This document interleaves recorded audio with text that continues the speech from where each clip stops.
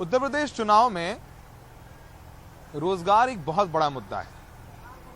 मुख्यमंत्री योगी आदित्यनाथ कहते हैं कि लगभग 5 साल में 2017 जब उनकी सरकार आई तब से अब तक 5 साल में 4 लाख से ज्यादा लोगों को सरकारी नौकरी दी गई है, ये मुख्यमंत्री कहते हैं। लेकिन संजीव जैन एक आरटीआई एक्टिविस्ट हैं, उन्होंने आरटीआई लगा करके सीएम कार्यालय और कार्मिक विभाग से पूछा है कि 5 साल में, जैसे इसमें इन्होंने लिखा भी हुआ है, इन्होंने यहाँ लिखा भी हुआ है कि एज पर record of Uttar Pradesh permanent government job in the year 2017, 18, 19, 20, 21, यानी 5 सालों में कितने लोगों को उत्तर प्रदेश में सरकारी परमानेंट सरकारी नौकरी मिली है। अब इसका जवाब क्या मिला है वो संजीव जैन से पूछते हैं। संजीव जी, आपने आरटीआई क्यों लगाई, पहले बताइए। क्योंकि मैंने देखा था कि उत्तर प्रदेश सरकार जो है ना बड़े बड़े दावे ठोक रही है, पूरे देश के अंदर उन्होंने होर्डिंग लगवाई, दिल्ली में भी होर्डिंग लगवाई कि हमने उत्तर प्रदेश के अंदर बीते 5 साल में 4 लाख लोगों को सरकारी नौकरी का रोजगार दिया है, हमने बेरोजगारों को। मैंने उस पर आरटीआई लगाई, तो जब आरटीआई मैंने लगाई सरकार से, मैंने पूछा 2017 से लेकर 2021 तक बीते 5 साल में आपने कितनी नौकरी दी, सरकारी नौकरी, परमानेंट नौकरी। तो उसके जो आंकड़े आए वो चौंकाने वाले थे। वो आंकड़े ये आए, सरकार कहती है कि हम पे ऐसी कोई डाटा इन्फॉर्मेशन अवेलेबल ही नहीं है हमारे रिकॉर्ड में। ये आपको ये यहाँ कहाँ लिखा है, उन्होंने कहाँ रिप्लाई? सर ये रहा, ये हाँ जी हाँ जी, ये आपको रिप्लाई मिला, आपने पूछा कि 5 साल में कितनी नौकरी दी गई, तो वो कहते हैं not information available this office, मतलब कि हमारे पे ऐसी कोई जानकारी available information not available at this office. ये सीएम कार्यालय से। हाँ, ये सीएम कार्यालय, मैं चीफ सेक्रेटरी ऑफिस में लगाई थी, उन्होंने कंसर्न डिपार्टमेंट को भेजा, कंसर्न डिपार्टमेंट। तो कंसर्न डिपार्टमेंट को भेजा तो उन्होंने रिप्लाई कर दिया कि information not available at this office. हाँ, जब सरकार के पास जब रिकॉर्ड अवेलेबल नहीं है तो मुख्यमंत्री योगी आदित्यनाथ ने कहां से दावे किए कि हमने 4 लाख रोजगार दिए।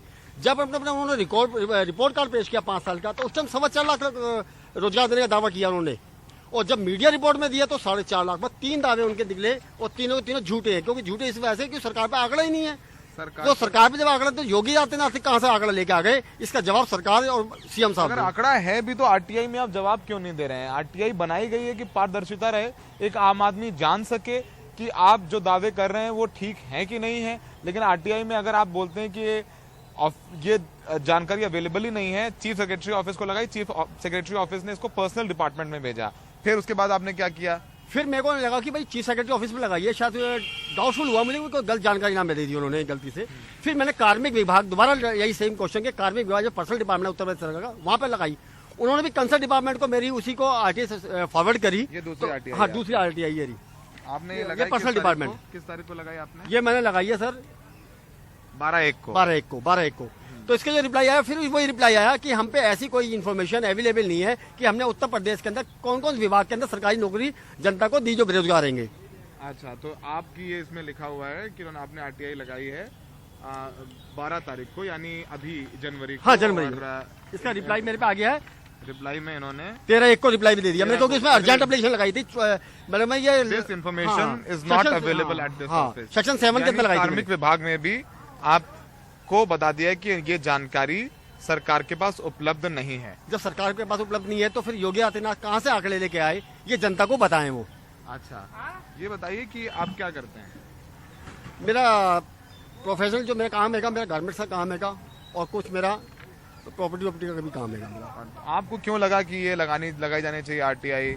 आप रहने वाले दिल्ली के हैं, फिर भी आपने सोचा कि, क्योंकि दिल्ली में भी यूपी के काफी होर्डिंग्स लगे हुए हैं। हाँ, बस स्टॉप्स पे काफी बीते 3 महीने से मैं देखा दिल्ली के अंदर जगह जगह होर्डिंग लगे हुए थे।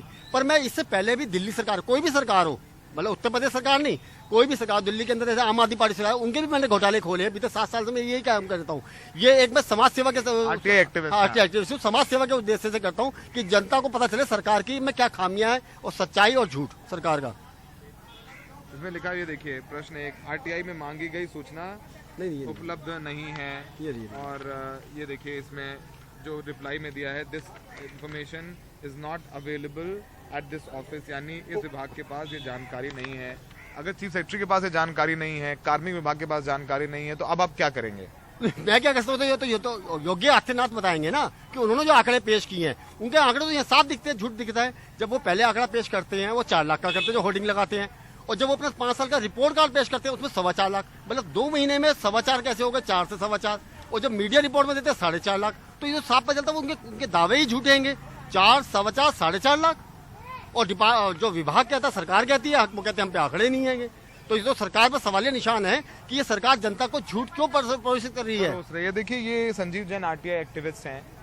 सरकार कह रही है कि 4.5 लाख सरकारी रोजगार दिए गए हैं, भर्तियां की गई हैं, जॉब्स दिए गए हैं, तो फिर सरकार डेटा क्यों नहीं दे रही है। देखिए, आरटीआई ये जो बनाई गई थी, ये पूरा एक्ट बनाया गया था, वो इसीलिए बनाया गया था कि पारदर्शिता रहे।